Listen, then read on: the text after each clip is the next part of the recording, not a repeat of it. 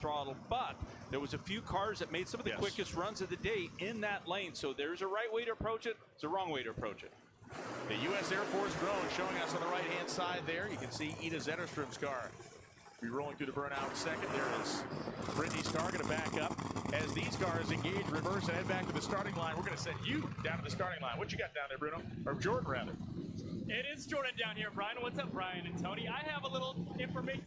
Zetterström, these are the two closely qualified cars in the field. I talked to Ida at 390, but Brittany ran a 398, only 288 miles an hour. I asked Ida if that was on her mind. She said, of course. We're going to make a conservative run on Friday because we had to make it down. We know we have more in it. This track has been tricky all weekend, I will not lie, but we know what Brittany is capable of. We saw it last weekend in Epic, so we know we have to step up our game.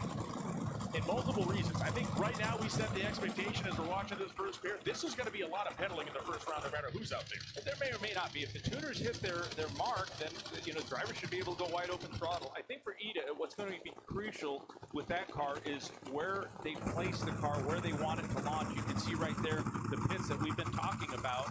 So the initial launch right there, where that rear tire leaves the starting line is where they want the good rubber. So they have to be very specific about where they want the driver to line up and where they want the car positioned off the line.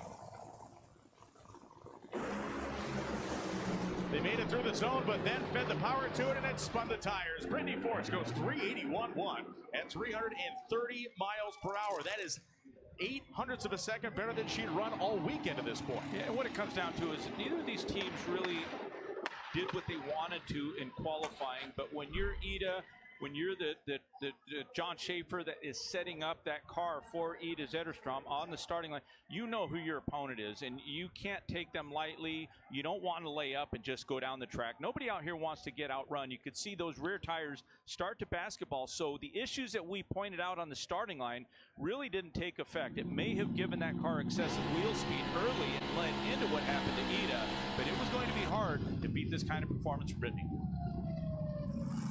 The second pair will feature Josh Hart of the TechNet Automotive car and this man, Doug Coletta, wearing the Aflac colors this weekend, along with Alpine Partners, Mac Tools, and Sealmaster. Tony, he is on the right side of the racetrack. Alan Johnson's going to have to navigate that. And really, Josh Hart, this may be the type of break Josh Hart needs to get some wind in his sails this season. It could, and they looked really strong in the opening qualifying session. But after that, they just didn't get down the track. And for Doug Coletta, they make a lot of power. It pays dividends. But when the track gets a little dicey like this, they have to caution. Cylinders out immediately for Josh Hart, and that 7-cylinder dragster is going to go 4:02.6, a nostalgic elapsed time, but the wind light shines just as brightly at 311 miles per hour.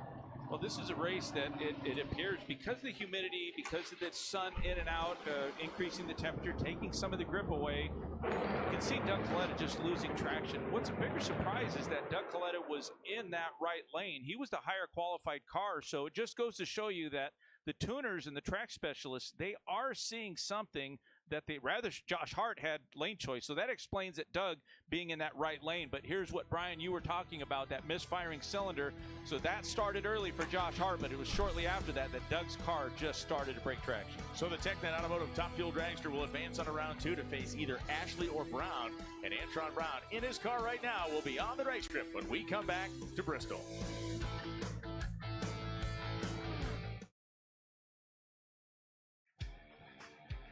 The Super Grip NHRA Thunder Valley Nationals is sponsored by Mission Foods. Now that's too fast, too tasty. And by Super Grip.